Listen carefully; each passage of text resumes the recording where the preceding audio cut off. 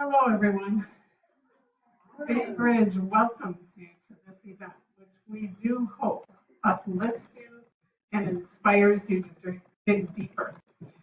Our sincere thanks to our sponsors, Whitefish Bay Public Library, Waukesha Baha'i Spiritual Assembly, Break the Silence in the Burbs, Rid Racism Milwaukee, Baha'i Faith Cedarburg Assembly, Kingo Lutheran Church, United Methodist Church of Whitefish Bay, Micah, Interfaith Conference of Greater Milwaukee, From the Same Dust of Baha'i Group, Bayshore Lutheran. I'm going to just step in. Randy can come on in. There you go. We have provided refreshments for you, but I just do want to say we have this amazing microphone that is here, and it picks up everything. And it will also pick up voices, and it has cameras that will turn to you and spotlight you. So we do ask that you can keep the crinkly wrappers to a minimum and keep your voices off, because we don't want it all of a sudden turning and going to you. It's called the Owl, so it has actually a 360 and can turn and find you. Now I would like to introduce you to City at Peace in the Arts Productions, which works to bring people together of diverse ages, races, and backgrounds to provide an example of how community can work together. I will let their soul-stirring performance speak for them. Here they are. CAPITA Productions.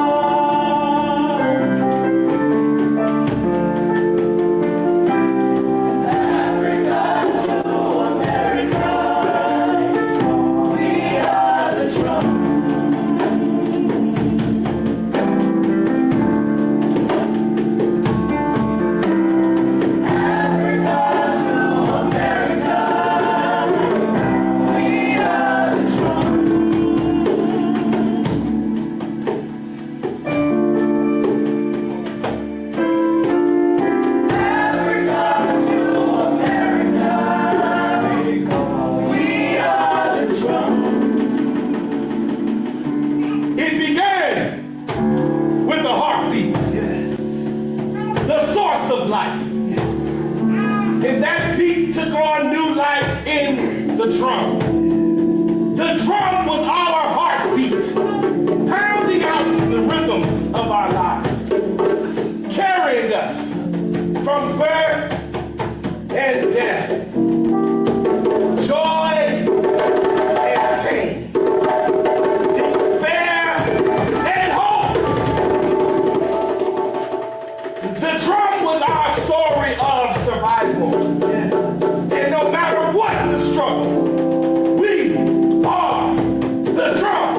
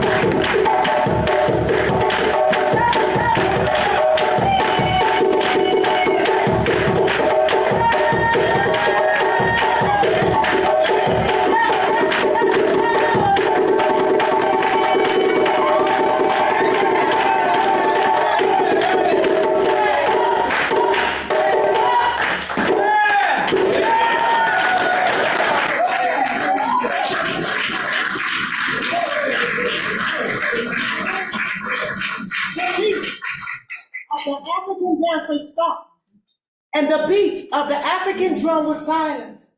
When that terrible day arrived, the sounds of the drum was heard no more. Instead, cries of anguish rang throughout the land unto ships, way down with human cargo.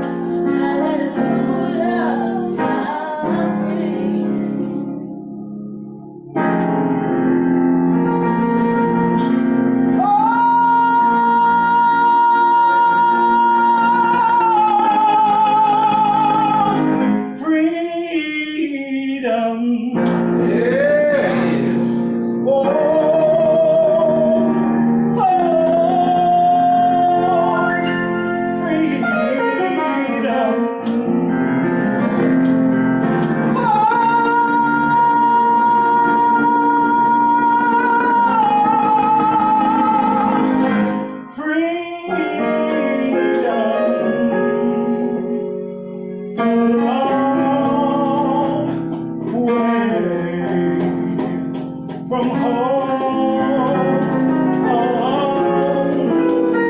A long, long, long, long, long, long way.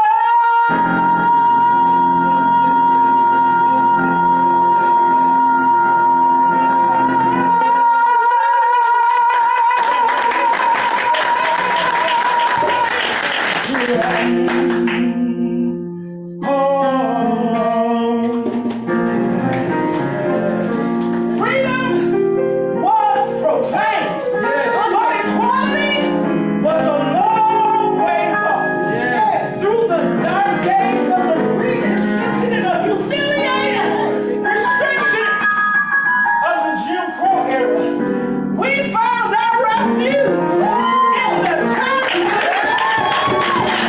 Brothers and sisters, we are gathered here today, and thanks unto God. He's the lily of the valley, and the bright and morning star. He's the great I am. God is good, and all the time. Can I get a witness?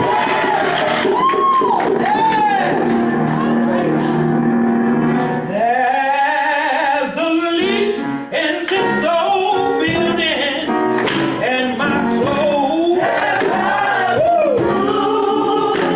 my soul,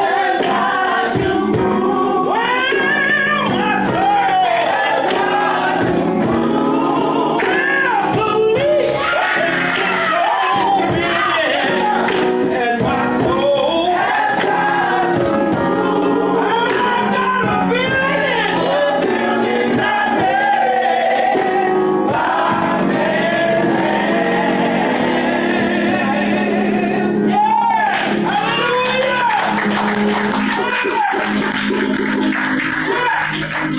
I sing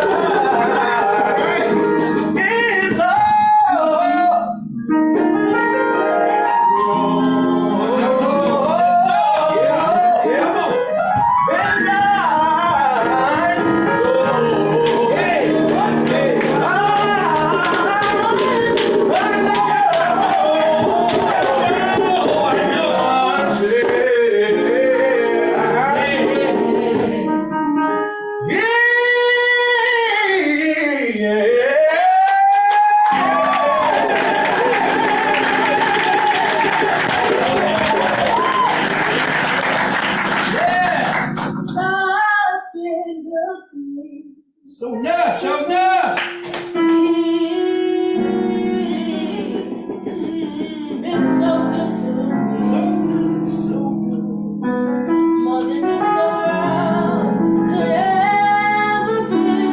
Thank you, Lord.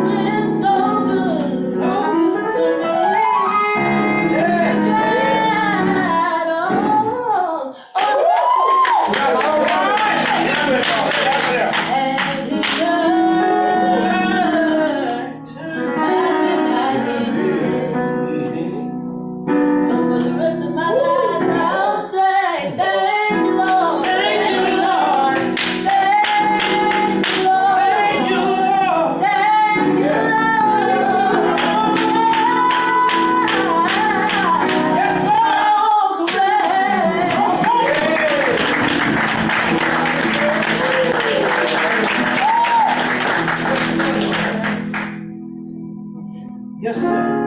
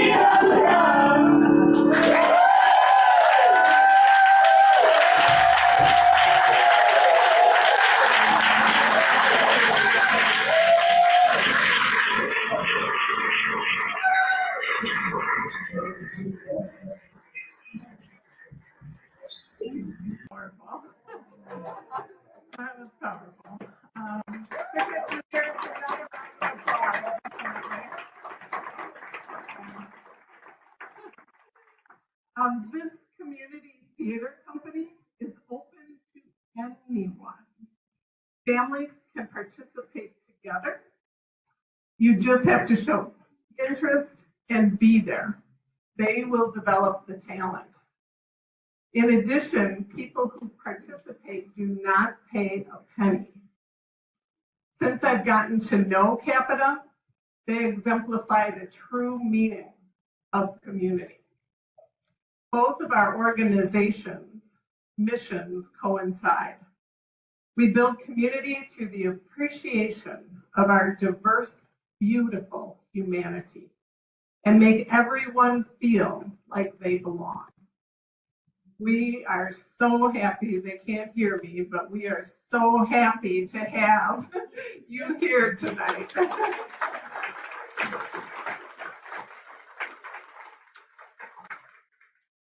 If you want to learn more, people from the company will be staying for our speaker and be available to talk with you after. Additionally, I'll be sending out a follow-up email, which will give information about how you can participate or contribute. Before we get to our speaker, I don't know if Sue is on yet. She is. Nayama, our library director, is going to give our virtual audience some technical information they'll need for tonight. Thank you. So for those who are on Zoom, you've already kind of experienced with the performance here. If you're having any troubles hearing, just pop it in the Q&A. And then also, if you have questions as you go along, type your answer in the Q&A.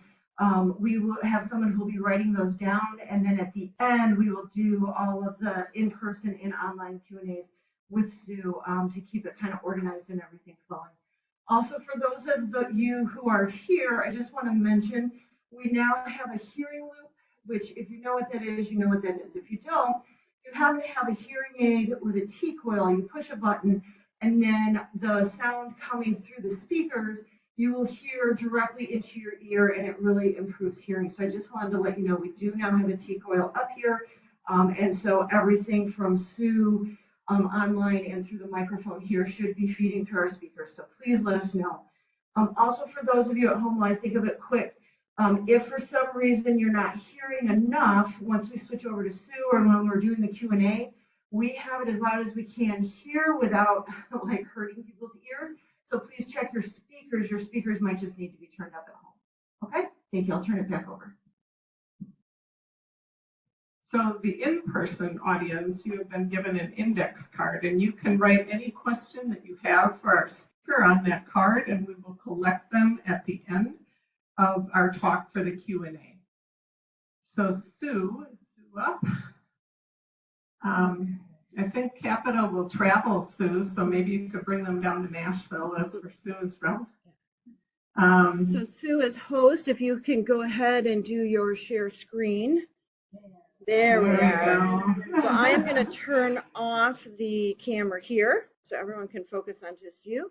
I'm going to mute us here so everyone hears just you. Okay. Wow, what a program that was. Got my blood moving very quickly.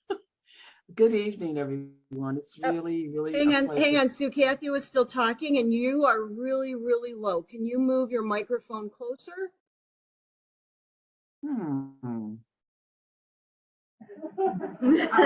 I'll let you figure that out, Sue, while I introduce you. Yeah, do that. I'm going to go. Okay. So Sue Ballew St. Clair, who has been a member of the Baha'i Faith since she was 19 years old and has served in many different capacities, including Homefront and International Pioneering. She has a Master's of Science degree in nursing and in international public health. She is focused on addressing the most vital and challenging issue of racism in this country, and the importance of centering the roles of people of African descent, the pupil of the eye, in the work of the faith. So please welcome her.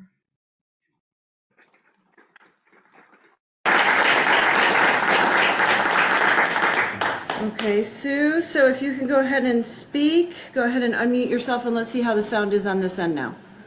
Okay, I did see that my volume was low. Okay, all Can you right. hear me better now? Is that good, or I can also go in the room and turn it up a smidge more? A little more? Okay, so we'll let Sue get going and then I'll go in there. So if you want to go ahead and share your screen. Okay. Just before I do that, I just want to say just a couple of words about what I'm going to be talking about. It's a strong message, and it's a message that some people may not have heard before, and it could be a little uncomfortable. But it's important for us to move forward as all Americans. So I hope you will hang in there with it and believe that this is something that's going to be meaningful for you.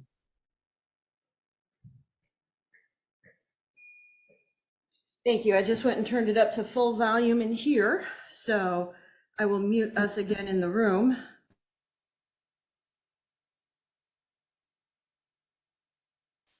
So the topic is called racism, a distortion of the human spirit. And the whole idea of using this term is because of what it has done to every person who has been born and raised in this country. It is a profound deviation from the standard of true morality. And just briefly, when we speak about morality, we're talking about the spiritual attributes of love, justice, compassion, kindness, integrity, and so on. And what happens with racism being in the mix is that it deprives a portion of humanity of the opportunity to cultivate and express the full range of their capability and to live a meaningful and flourishing life. And this has to do with white people, while blighting the progress of the rest of humankind. And I will be explaining what that looks like and what that means. So we have this term white supremacy, which has been kind of like making the rounds lately. I don't think as a young person I ever heard the term white supremacy, but it's become a common term now. But I wonder how many really understand what the term is. I think there are many people who think that when I say white supremacy as a Black person, I'm talking about all white people, but that's not the case. White supremacy is an ideology. And with that ideology comes propaganda, strong propaganda, to train and educate white people to be and live in a certain way to maintain a certain method of society. Before the 17th century, people did not think of themselves as belonging to something called the white race. But once the idea was invented, it quickly began to reshape the modern world. The invention of a white racial identity was motivated from the start by a need to justify the enslavement of Africans. And this is a term I would like to add to your lexicon, to your dictionary. Enslavement, not slaves. We were enslaved, we were not slaves. We were individuals, we were people that were enslaved. In the words of Eric Williams, a historian who later became the first prime minister of Trinidad and Tobago, slavery was not born of racism. Rather, racism was the consequence of slavery. It was needed in order to justify and maintain this kind of situation for the country. White supremacy is defined as both the belief that the white race is inherently superior to other races, and that white people should have control over people of other races, as well as the social, economic, and political systems that collectively enable white people to maintain power over people of other races. White supremacy has shape-shifted since its inception in the United States. Shape-shifting means it has changed and developed and become strong enough to make it very, very difficult to change it or to transform it. And it's contributing to a continuing challenge for the dismantling and deconstructing of it. The term white is a racialized classification of people and a skin color specifier, meaning if I am of the white race, that means my skin color is white. If I'm of the black race, that means my skin color is black. Of course, neither of us fit that classification.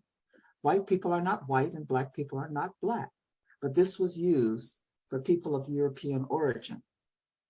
The term white race or white people entered the major European languages as late as the later 17th century in the context of racialized slavery and unequal social status in the European colonies. The fascinating thing is that this description of it is found in the Free Encyclopedia on White People. Some of you may be familiar with Robin DiAngelo. She wrote the book White Fragility. So I have a few quotes from her, and this one has to do with how many white people have a single required multicultural education course taken in college, or required cultural competency training at their workplace. But even in this arena, not all multicultural courses or training programs talk directly about racism, much less address white privilege. The norm for these courses and programs is to use racially coded language, such as urban or inner city or disadvantaged, but never white or overadvantaged or privilege. Privilege is coming into being more, however. This racially coded language perpetuates racist images, part of that propaganda to maintain white supremacy that I spoke of earlier. Simultaneously, it reproduces the comfortable illusion that race and its problems are what they have, meaning us, not whites. So as a result, there is not a program, a condition. There is a condition that exists for white people in America. It's a racial stress. And this racial stress results from an interruption to what is racially familiar. These interruptions can take a variety of forms and come from a range of sources. So the first one we have is challenge to objectivity. And this suggests that a white person's viewpoint comes from a racialized frame of reference.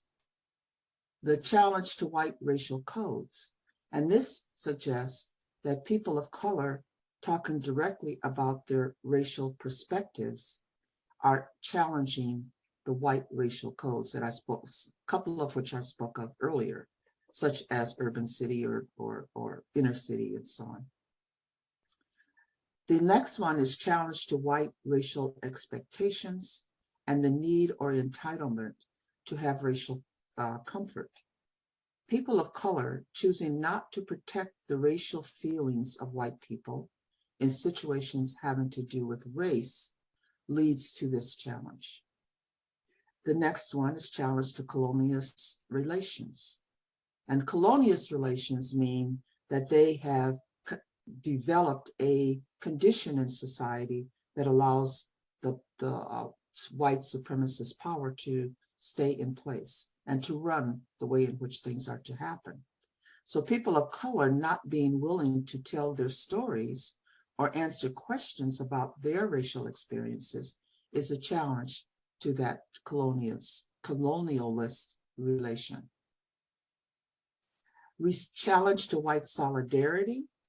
This is white, where a fellow white not providing agreement with one's interpretation. So this is between one white person and another white person. If one white person says something against another race or another ethnic group or another religion, and the second white person does not agree, that's a challenge to white solidarity. We're all in this together. The last one on this slide is a challenge to white liberalism. When a person says, I'm a liberal, I believe in freedom for all. I believe in equality. If they receive feedback that one's behavior had a racist impact, then that's a challenge to white liberalism. To continue, there is such a thing as a challenge to individualism. And this challenge to individualism suggests that the group membership is significant versus me as an individual. Most peoples in the world, communities in the world, are communities. They thrive on relationships. But in the Western world, specifically in the United States, individualism is the cornerstone of how people are meant to live, are expected to live. Then there's the challenge to meritocracy. And this is a system organized or a society in which individuals are chosen and moved into positions of success, power, and influence. It's not what you know, but who you know and who you are. The next is challenge to white authority. This is being presented with a person of color in a position of leadership. That means that if this person is in a position of leadership, then where does that leave me as a white person who should be in authority? Challenge to white centrality. This has to do with being presented with information about other racial groups through, for example, movies in which people of color drive the action, but are not in stereotypical roles, or in multicultural education. In a white dominant environment, each of these challenges becomes exceptional. In turn, whites are often at a loss for how to respond in constructive ways. Whites have not had to build the cognitive or affective skills or develop the stamina that would allow for constructive engagement across racial divides. And this idea of developing cognitive or affective skills or developing stamina for constructive engagement across racial divides, this is a very strong, powerful condition that needs to change for a person's own health.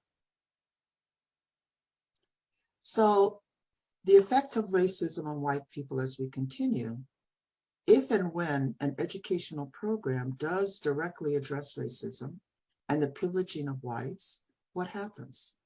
There's most often, very often, a common white response that includes one of these possibilities: anger, withdrawal, emotional incapacitation, guilt, argumentation, and always cognitive dissonance.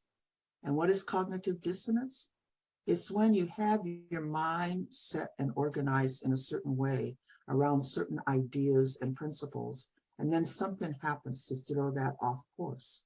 And then you have to do something that will bring it back into normality. So to do that, we would have to reject new information that conflicts with our existing beliefs, all of which reinforce the pressure on facilitators to avoid directly addressing racism.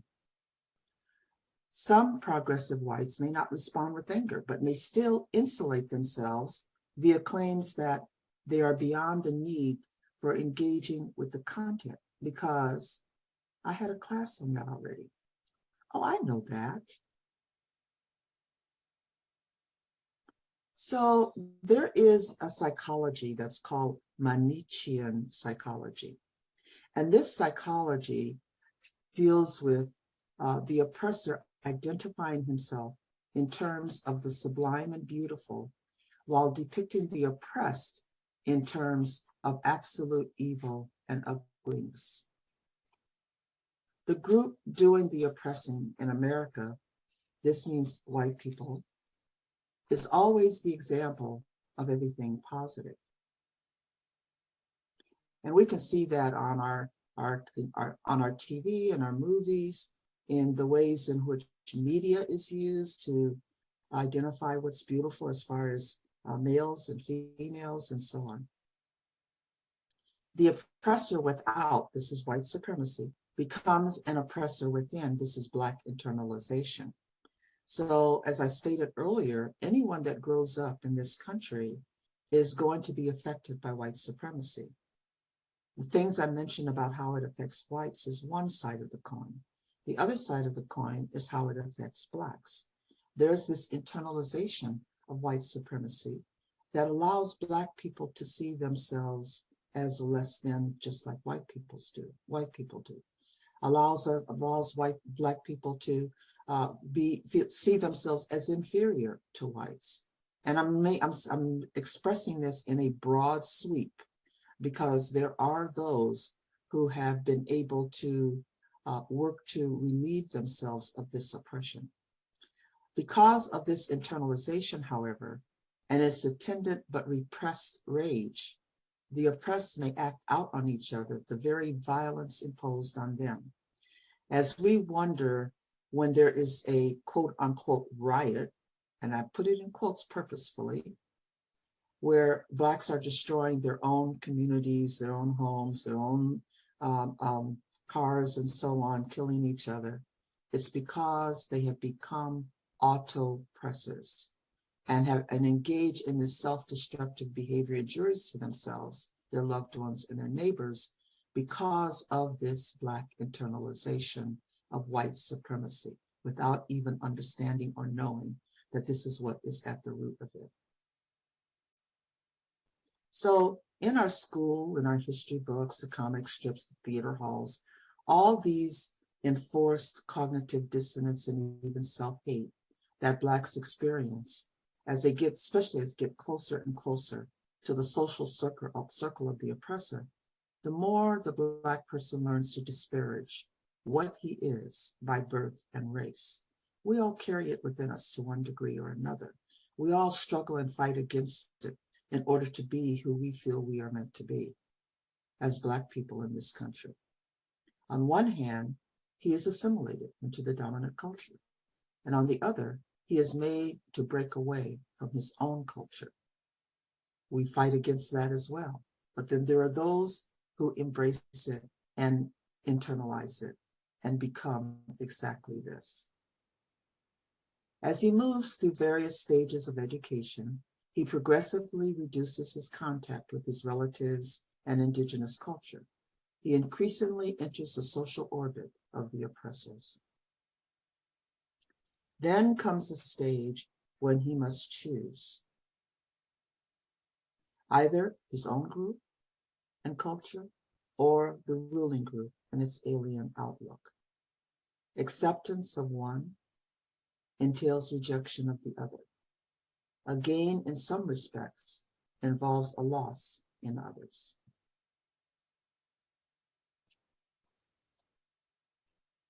I found this on the internet and I thought it was very appropriate to what happens with Black people in this country. And it's not just Black people, it's also indigenous people, and to a lesser degree, brown people. But for those who are descendants of people who have been enslaved, this is it. Racism has wounded generations of non-whites far more deeply than whites will ever know. Many whites, however, still partake of the privileges of color bequeathed to them by the legacy of historic racism. Unable or unwilling to divest themselves of the advantages of being white in a world that still touts white cultural values and allocates rewards for accepting such values. As a result, racial fear and hatred still dominate interracial interactions in most multiracial societies.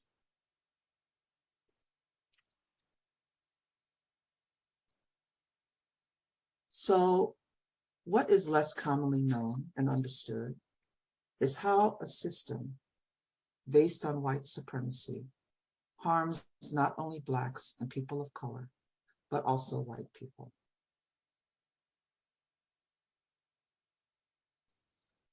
We can see clearly through the media, through what happens on the street with police against Blacks or with white people against Blacks.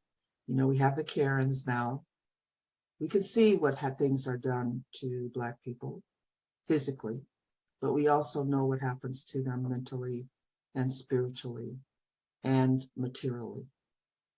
But until recently, it didn't come forward to the fore of how it actually affects white people. And what a lesson, what a huge understanding that's being released into the world with people who are becoming, first of all, themselves becoming aware and understanding, and then writing books, white people writing books about it, Black people writing books about it, and these programs coming up that describe it. In this particular slide, I wanted to share what happens within the white community versus the Black community as relates to social programs that are touted by the media, by the news, as being privileged for Blacks. So government programs help all people. The group that benefits the most, however, from affirmative action programs are actually white women. Think about that for a moment. The fight against affirmative action programs is because of what is perceived to be what it does for Black people. The irony of this is that white women, according to reports, are actually some of the staunchest opponents of affirmative action programs. The United States Bureau of Labor Statistics reports that white people are the largest beneficiaries when it comes to government assistance programs. The Affordable Care Act, which was dubbed Obamacare, was staunchly opposed by many white Americans.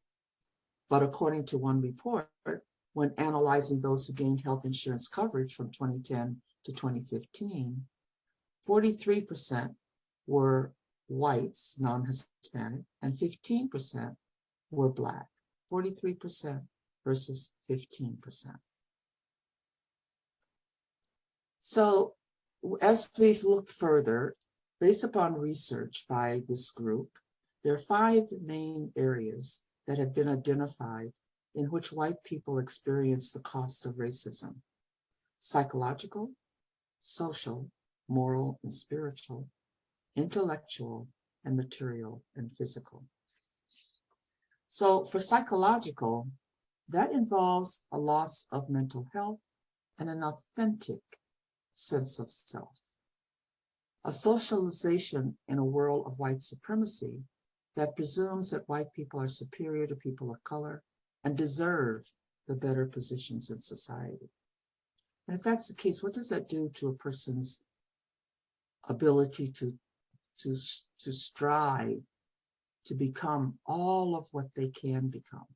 Why should I when I'm going to get it anyway, is what this is addressing.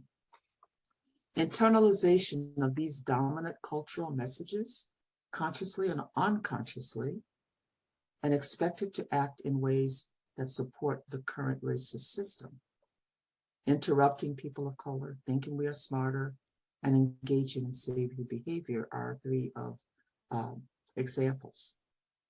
Denied accurate self-knowledge and develop a distorted view of self.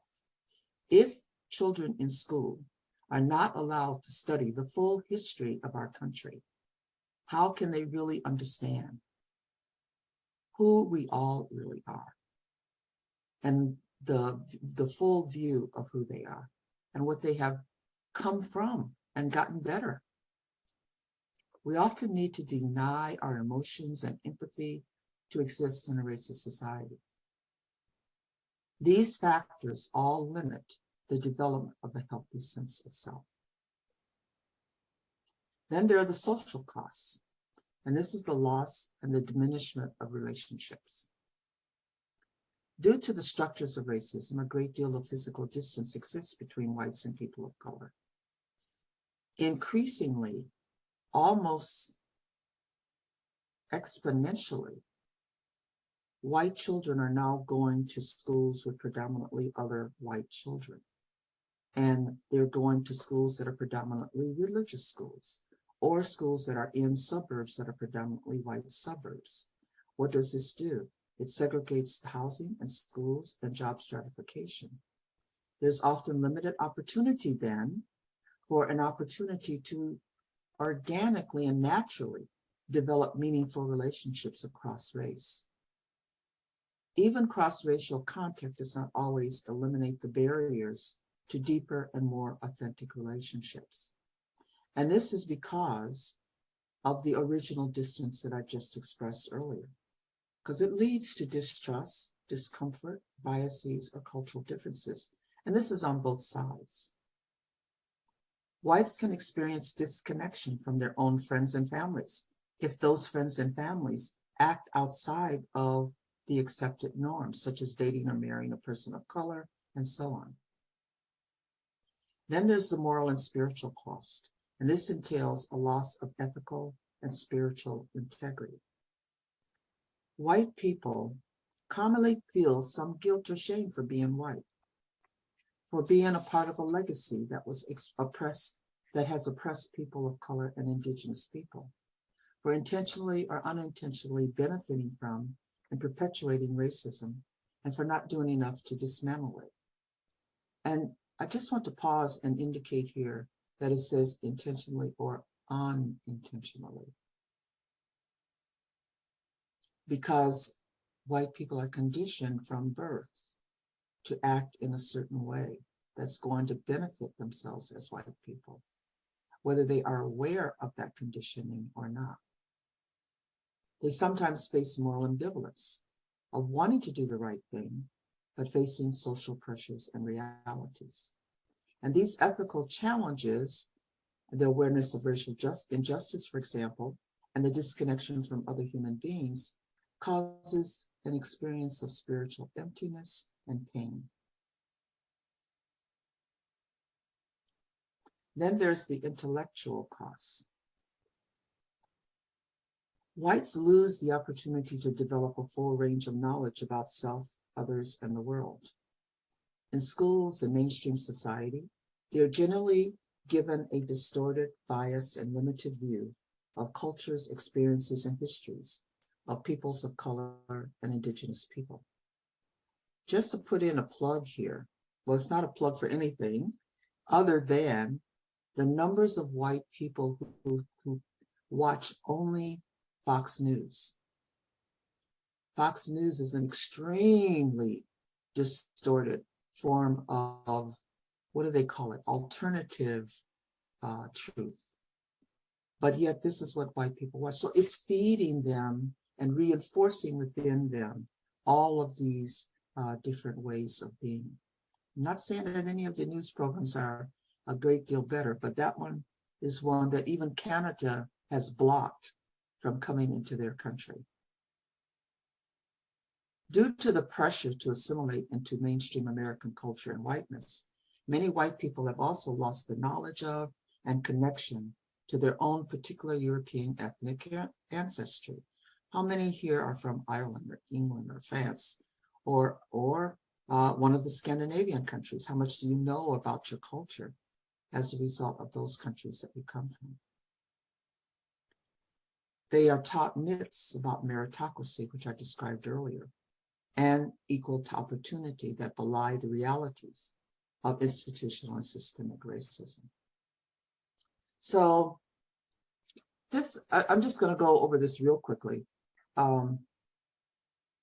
By opposing Obama-era policies, here's some of the things that harmed white people.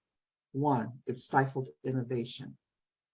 By stifling innovation, companies refusing to hire people of different racial backgrounds ends up being a disadvantage to them, because then they cannot grow and develop in the way that they would have if they had brought in additional ideas and additional thoughts that are different from the way they think. It ruins our environment. What happens with water that's bad, or what happens with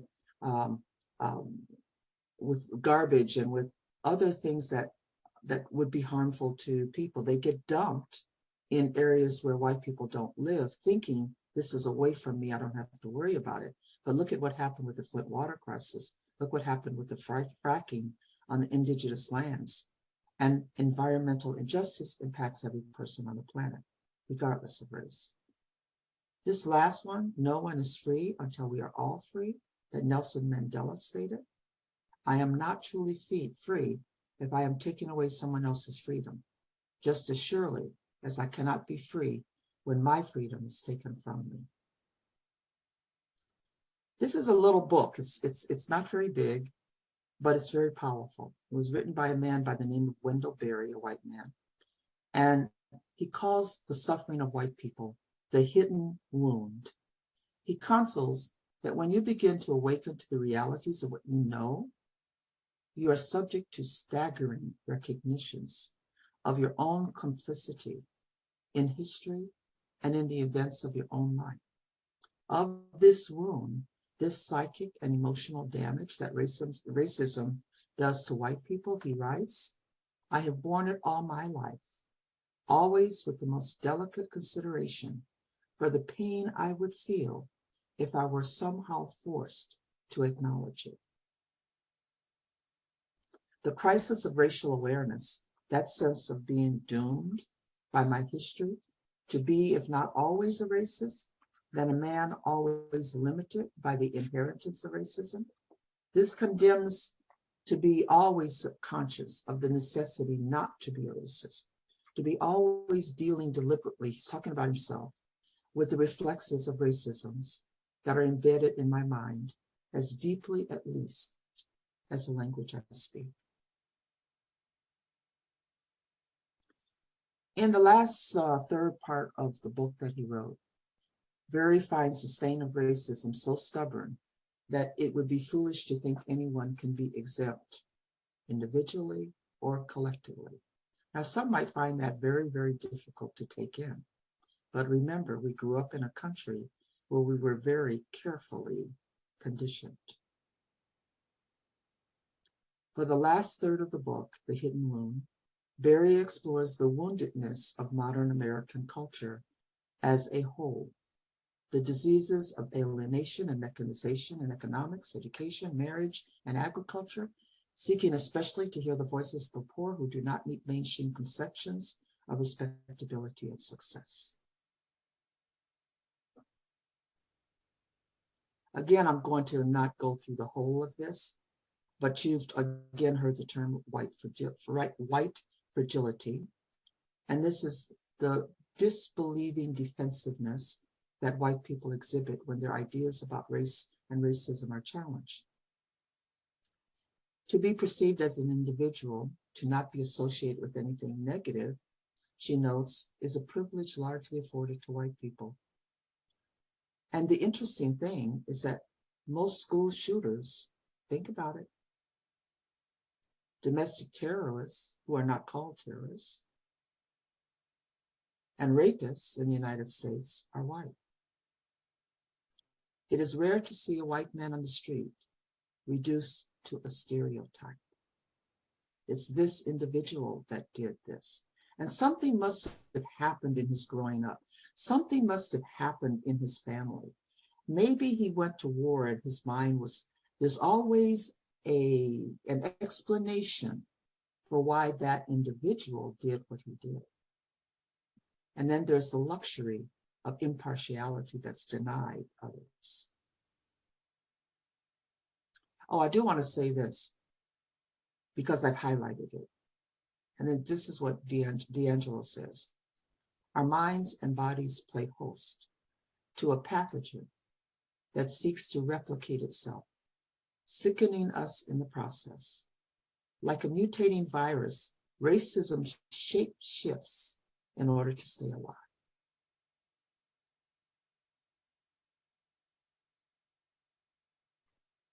In order to prevent chronic discomfort, whites may learn not to notice.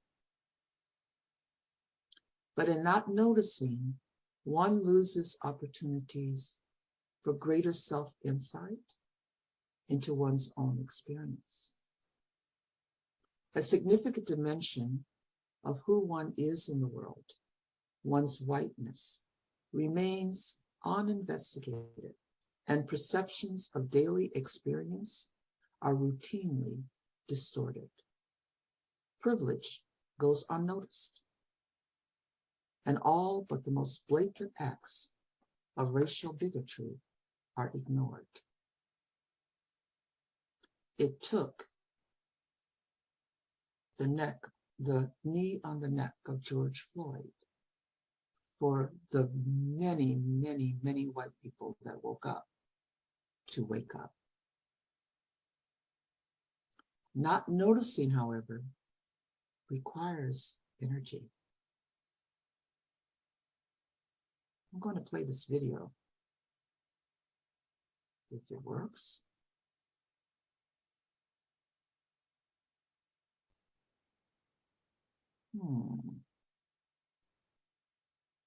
Maybe I'm not. Something must have happened here.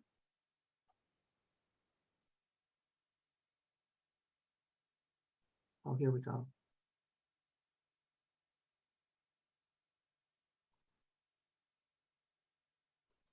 Okay, my white people, here's an important message from a black friend. As difficult and exhausting as this moment is, and it is, it's just going to get more challenging and more uncomfortable.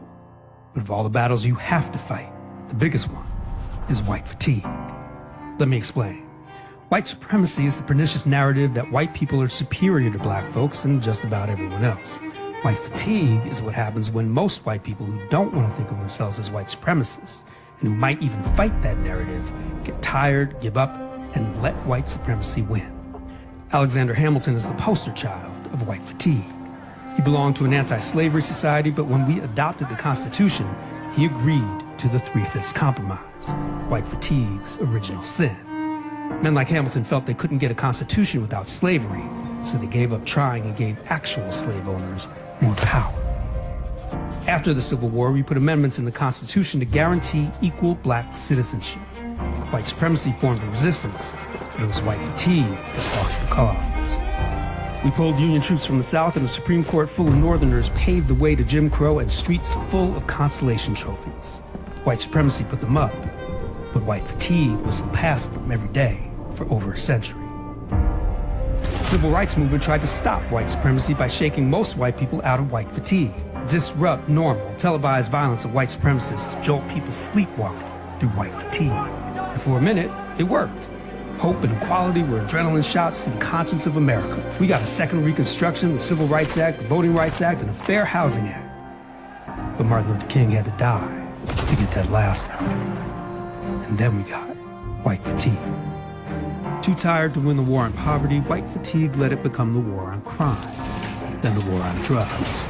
White fatigue mistook mass incarceration for justice. And then a pandemic hit. White eyes opened as black and brown bodies filled the front lines, and a host of hardly paid people were labeled essential. And then this. A knee to the neck of the facade of American equality, and an image taken by a courageous black girl just as the nation's eyes were already opening. And suddenly, white America is more awake to the distance between white life and black life than it has ever been. But right now, black America is losing sleep over white fatigue. It looms larger than any president, no matter how much of a white supremacist one proved himself to be. He might be defeated, but if the majority of white people get tired, or too busy, or distracted, or fooled into thinking we've actually won, this momentum will be killed by white fatigue. I'm telling you right now, it's gonna get more uncomfortable. It's going to be confusing and exhausting. You will want it to stop. But do not stop. New legislation isn't the end. This election isn't the end. There is no end because white supremacy will never quit, so black people cannot ever quit. You must battle white fatigue. Don't get tired. Don't ever give up. Do not wave the white flag.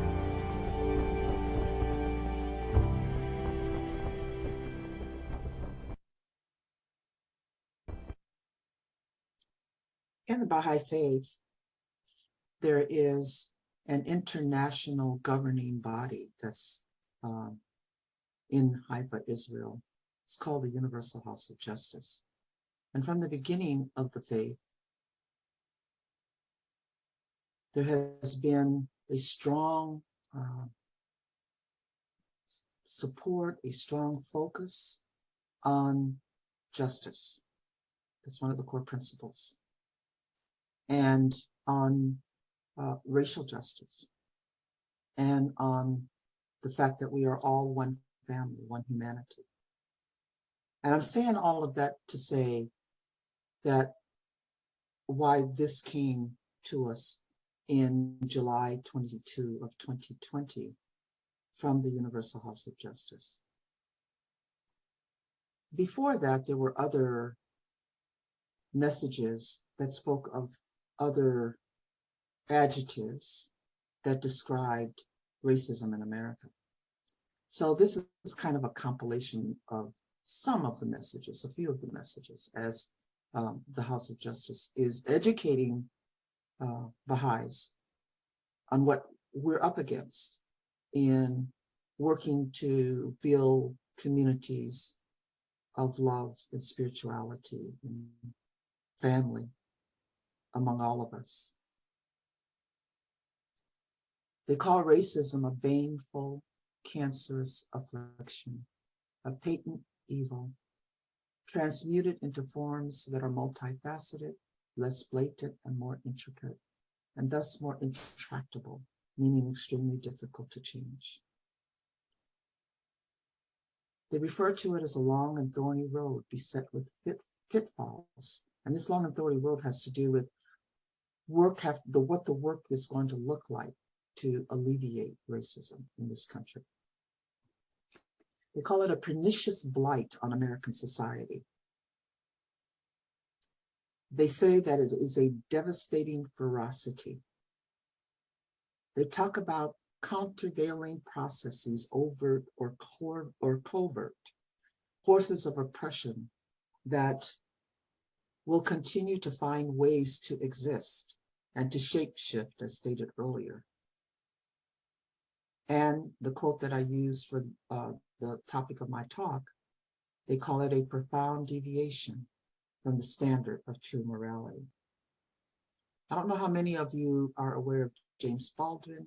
He lived in the 50s, 60s, and I believe he may have died in the early 70s, but he was a strong advocate for what our society looked like.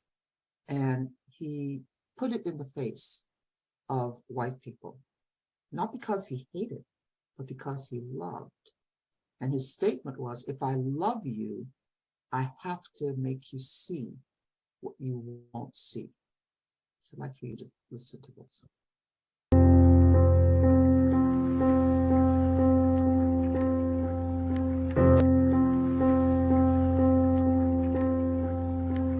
Growing up, I was taught in American history books that Africa had no history, and neither did I.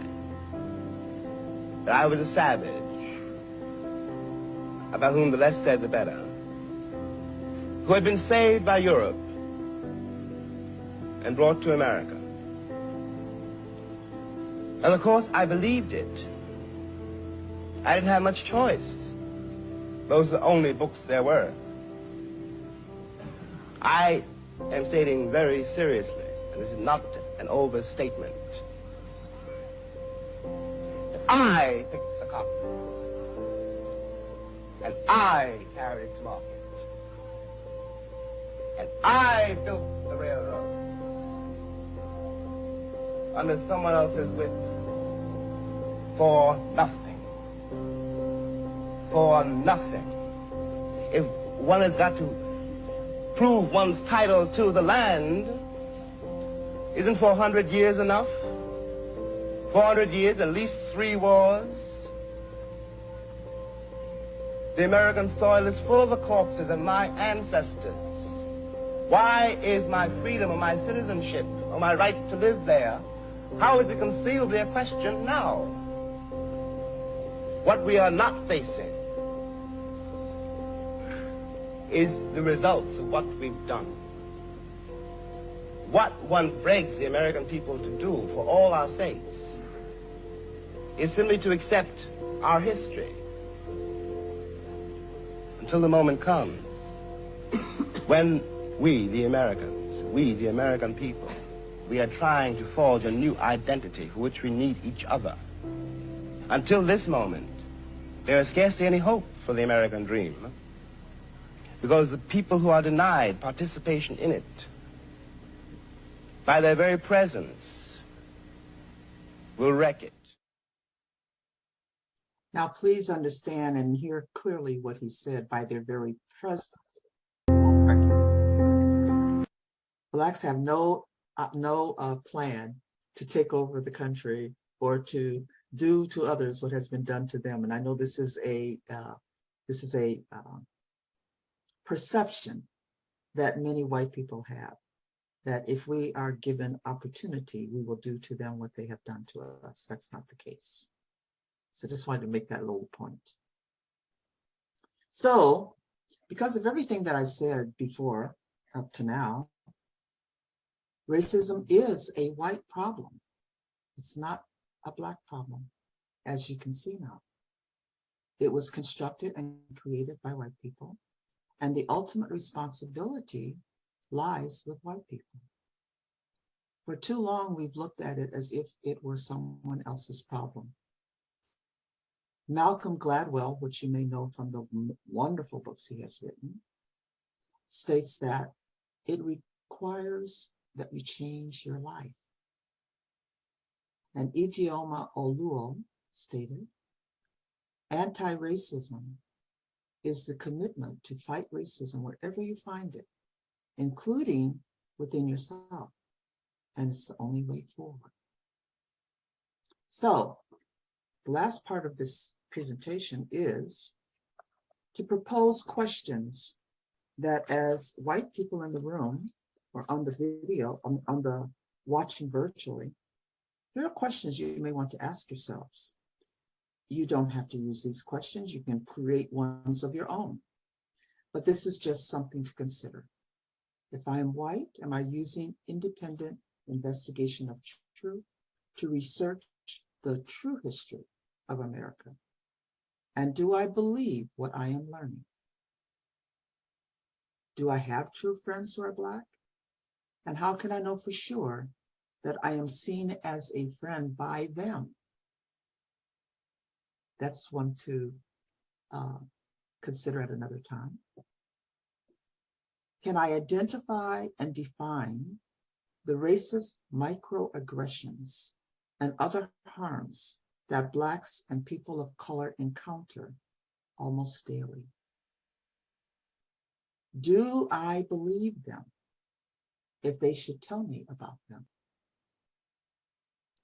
Do I realize the spiritual and emotional pain Blacks suffer with every killing or beating of a Black person, man, woman, or child? If so, do I reach out to nurture and care for my Black friends and acquaintances, to let them know I see them and recognize what they're going through?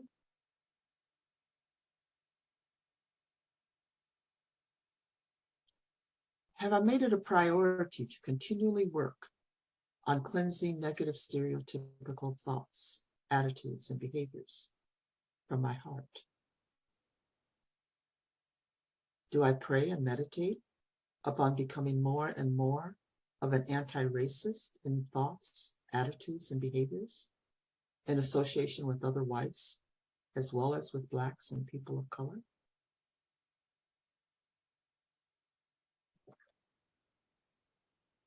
Now, for Black people, there is a responsibility that Black people have. And Shoghi Effendi, who was a guardian of the Baha'i faith, he stated, show by every means in their power the warmth of their response, their readiness to forget the past, and their ability to wipe out every trace of suspicion that may still linger in their hearts and minds. Now, the beauty of this statement is that he understood what that would take, and that though it's a simple statement, it requires a huge amount of energy, forgiveness, patience, kindness, so on. And so he said, by every means in their power, not that they must, but this is what their work should be. And we take that to heart.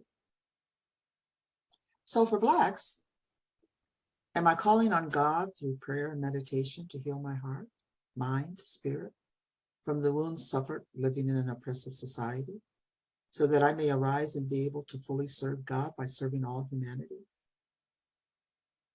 Do I seek divine assistance through study of the guidance from God and wear it as an armor and a shield as I strive to serve in the ways God is calling me?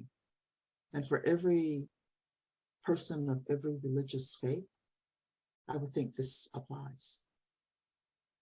Am I able to build trust and release suspicion as I see my white friend striving to be my true friend?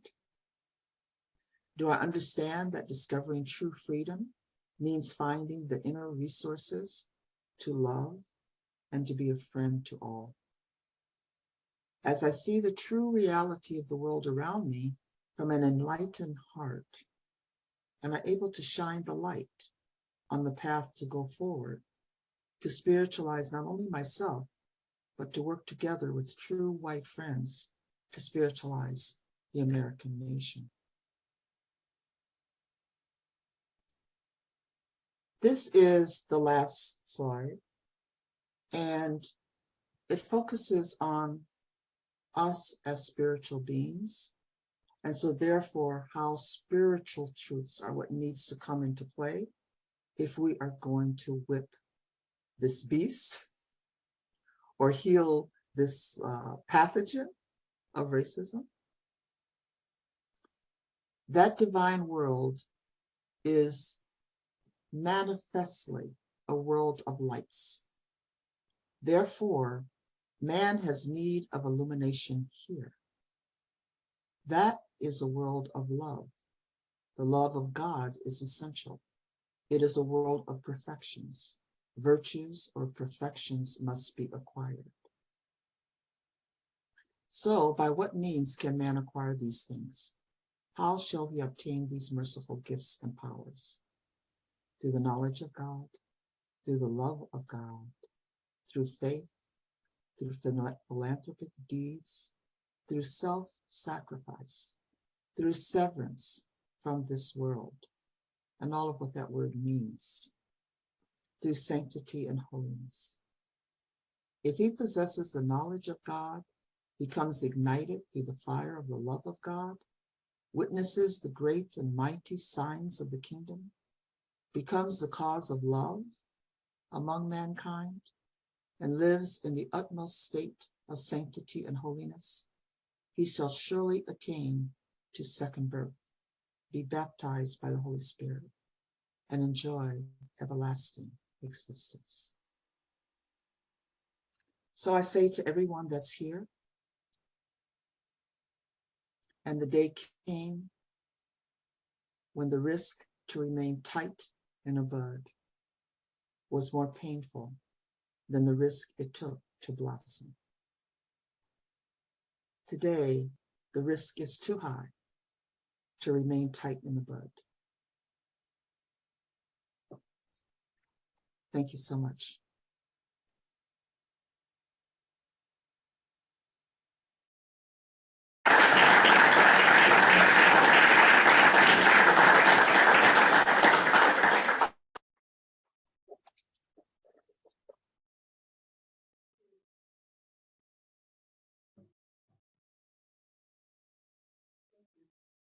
Thank you so much, Sue. We are going to start with the Q&A now. And so if anyone has questions on their cards, I will take those at this time. And we also have people coming with virtual questions too. So I'm going to pull up my computer.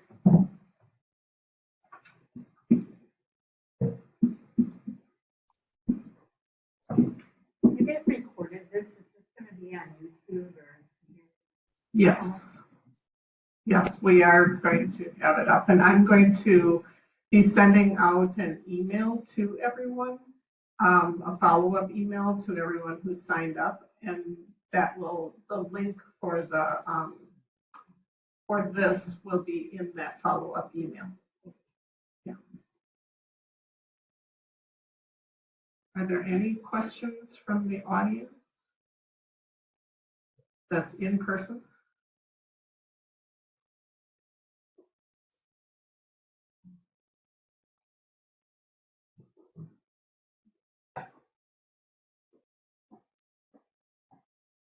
Ooh, we've got a quiet audience. I think you made an impression. There are a few questions in this question and answer. Say that again. There are a few questions here in the question and answer online. Okay, do you want her to jump? There are. Why don't I have it on my document? Here, she's seeing the live ones Oh, wait, it just that are popped just up coming on in. mine. Yep. So I'm going to just read it for the people who are here in person. How do programs such as Copper to Gold assist white people in waking up to unconscious behavior and assist in dismantling racism? So I think you would have to explain Copper to Gold first. Yes, of course. So Copper to Gold was started by two white ladies who attended a conference that was for predominantly Black people from across the country, but a few white people who were known to be, open and willing to work hard to be co-conspirators, so to speak, in healing racism. After they finished the conference, it was a 3-day conference, they decided that, oh my God, we've got to do something to share this information with other white people. So they started this program by Zoom, because this was end of 2019. It's grown from that into a powerful program that is now countrywide and even international.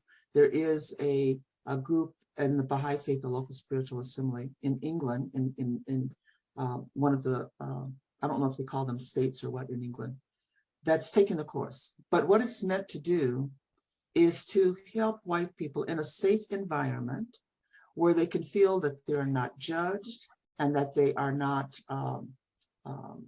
called on the carpet, but allowed to express their hearts about where they're at in their journey towards becoming less racist in their attitudes and their behaviors, and what is it that they are expressing that is unconscious, but still is harmful. And it has been a sea change for so many who have gone through that program. The person that did the quote, I was one of the facilitators for, I think it was the second series of that program, and Caroline was in that program.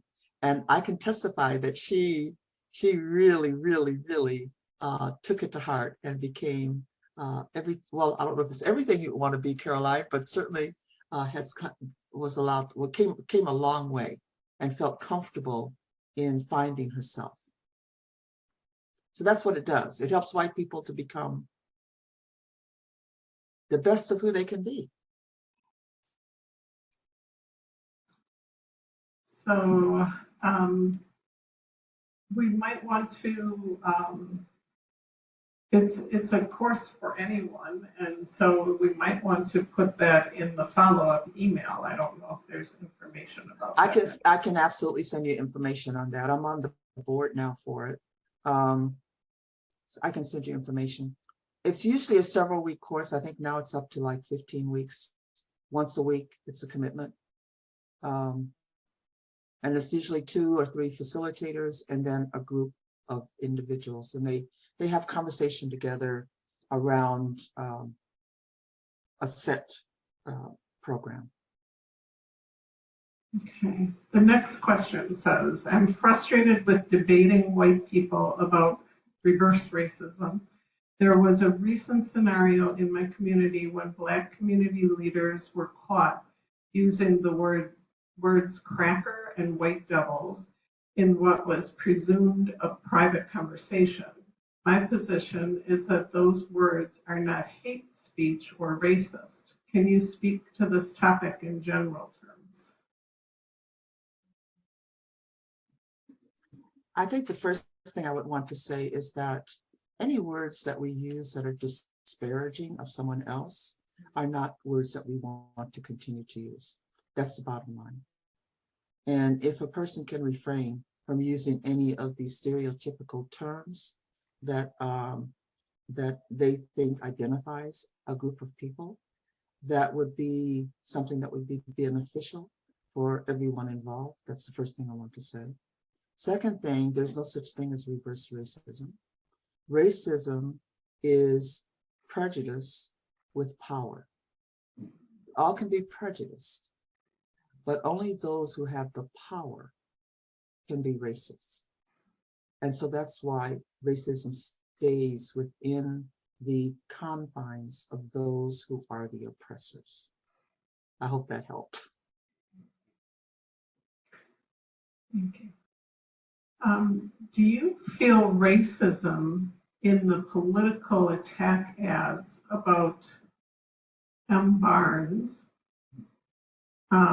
So Sue is not going to know this because she's from Tennessee. What is this? You're not going to be able to answer this, I don't think. What is the question? I'll let you know. Well, it's about somebody who is Black in Wisconsin and running for the Senate, the United States Senate. And so it says, do you feel racism in the political attack ads about Mandela Barnes? Do you feel racism? Oh, yeah, so you haven't seen the attack ads. And I don't have to. Yeah.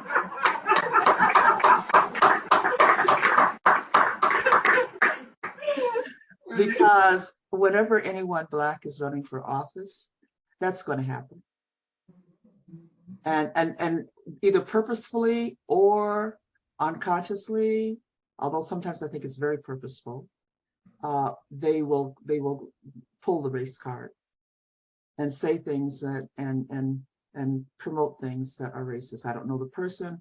I'm not wanting to get into anything political, but I do know that that's definitely, yeah. I'm not saying that I can't say specifically about that person, okay? I'm simply saying that when someone is wanting to arise to a position where they would be elected, like a political office, and they're Black, there are going to be whites that will, there are all different kinds. You know, our political system is such that anything that I can say or do that's going to make this person look bad so that I can look good, I'm going to do. And so if it's someone Black, I'm going to make everything about him being Black be as bad as I possibly can make it be to try to make people not want to vote for him. And that's across the board. It's not about any one particular politician.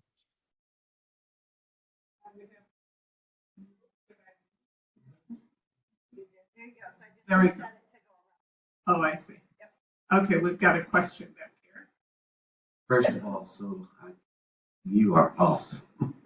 Oh, Your delivery is magnificent. is that Ronnie? Is that Ron Ballew? No.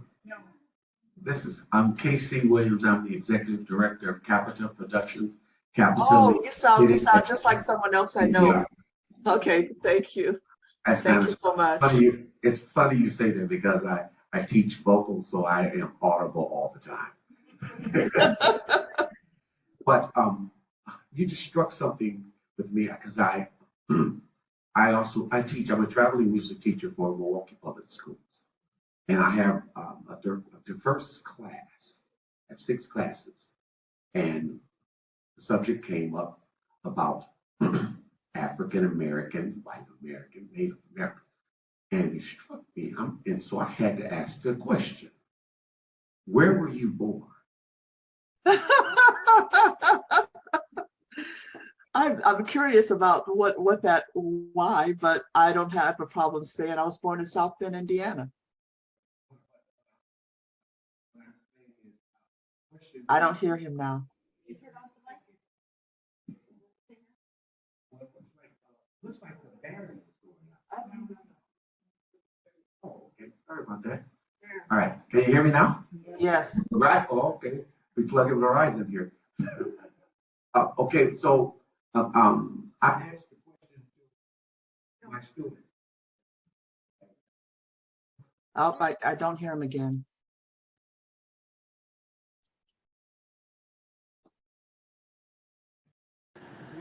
Okay, so I just reset it to the echo, so if you want to come up closer to the echo here, it'll pick you up better.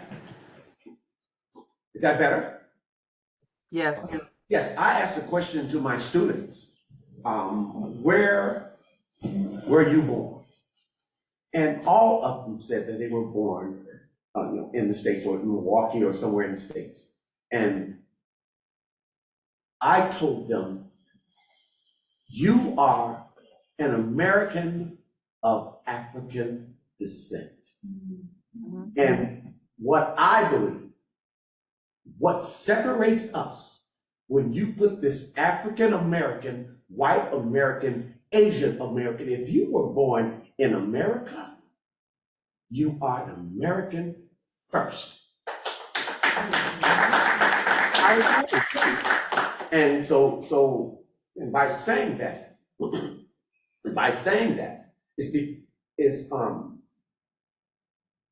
this thing, especially when you mentioned about the schools, of how segregated and how the oppression of schools in Milwaukee being filled with students with no air conditioning.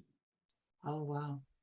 And things of that sort, conditions where we're seeing in suburban areas, schools like in Greenfield have ice cream dispensers. And our schools food being shipped in, so they're not even cooking in the kitchens anymore. But the expectation and the testing has to be on the same level as those who get all of the resources to succeed. And we don't even have enough books, so we have to make copies. And when the pandemic hit, 10 years before the pandemic hit, the suburban schools had iPads and were doing virtual learning. So they were ready when the pandemic hit, and we had to play catch up. Still playing catch up. It's still playing catch up. Yeah. So it's going to take, like you said, all of us. Enough is enough. That's all I have to say.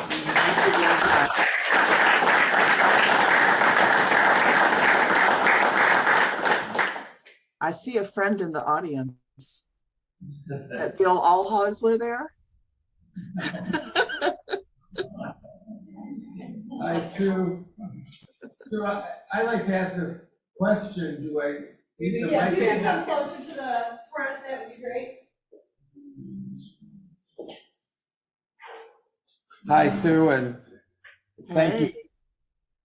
Not only being a friend, but being a parent of a friend of my children, which is more important to me.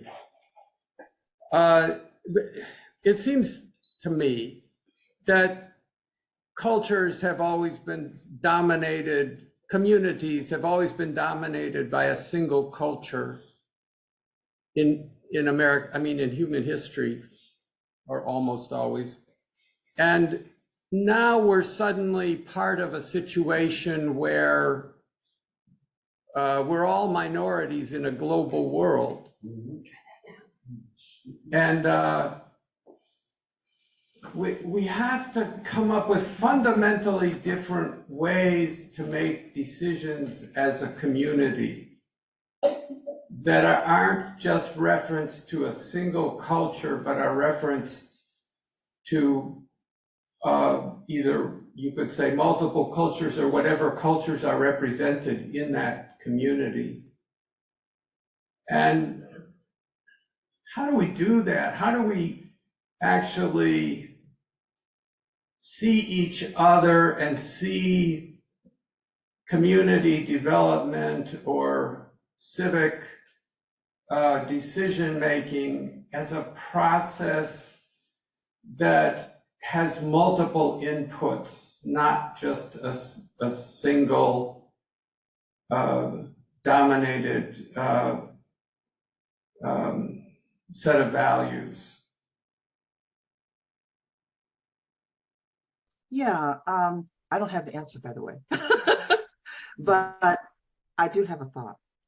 And relationship is at the core of my thought. And meaningful conversations in relationship. And listening to each other from our heart. And then making decisions together about what is good for our community. These are the things that I think this is a spiritual way to go, because then we're seeing each other as spiritual beings versus what covers that spirit. And when we begin to see each other as creations of God, we can have the kind of conversations that helps us to get on a unity of thought about what our community needs to spiritualize it, so that we can all live there in harmony. What the gentleman in the back, I can't remember what his name was, a school teacher. I mean, that is, and my son says I say awesome too much, but I mean it negatively now. That is a tremendously awesome, terrible thing, that there should be one group of kids learning in a school where everything is there for them, and another group trying to learn in a school where there's virtually nothing there for them. And then we say we want equal education. How can we? And so it means people coming together to make a decision about where we're going to live together, where we're going to work together, where we're going to worship together. It doesn't matter what religion we're worshiping. That's happening. That's a beautiful thing that's happening. The interfaith programs that are happening all around the country. When I was growing up, that didn't exist.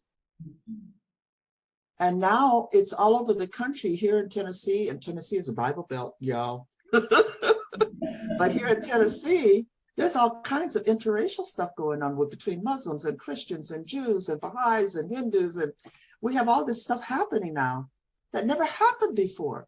So I see it unfolding. It's slow, it's painful. It's the whole thing about not giving up,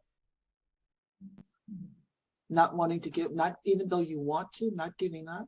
We can't give up. We just have to keep plugging away. We have to look for those signs that things are changing, that things are happening for the good of everybody. And that's all I can say. Those are my thoughts. Thank you for the question, Bill. And I think I'm sure you could have answered it just as well as I did.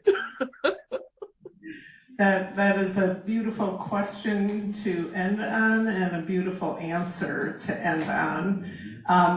We are guests here at the library, and the library is closing in 15 minutes. So I hate to cut this off, but thank you so much, Sue. Thank you all very much.